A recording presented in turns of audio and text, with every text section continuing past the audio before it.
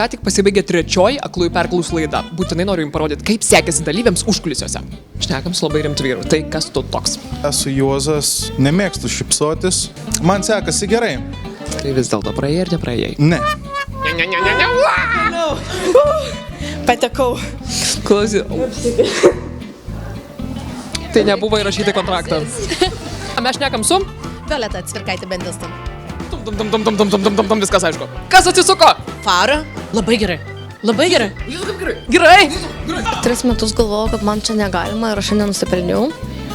O 4 metais pagalvojau, juokais pabandysiu. Žinot, kokie mokytojai? Žinau, vakar internete Delfi komentarų skaičiau. Labai gerai jaučiuosi. Turiu puikią palaikymo komandą, mano šeima, sūnus, vyras. O, kas atsisuko? Fara. Ir ką iš Faros susirinkai? Fara. Pagrindinė, kuris šviečia tiesiai ir taikliai. Mes šnekam su džiazu antrininkė, parodom tą veidą. Ir džiazu antrininkės vardas? Deimantė. Nu ir ką tu čia veikia? Žinau, dainuoji. Gerai, toliau. Labas. Ką tu? Kalvė gerą pieną.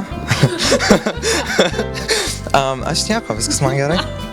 Tik ir bėga. Jau eini, kur eini? Ei, kaip sekės? Puikiai. Rūta atsisuko. Aš ten meldžiausi, žegnojaus, vos neražančiai kalbėjau, mane filmavo, taip nejauku buvo. Svarbiausia giliai kvėpuoti. Kvėpuoti būtų apskritai naudinga, šitas jo. Jo. Žinau, kad nenoris man išnekėti, bet labai reikia. Į atrankas nuėjau, mašiau ar atsikelti iš lovos ar ne. Tai vat, ką rodysiu, viską. Viską, ką moku. Jeigu visas pasaulis yra scena, kas yra žiūrovas?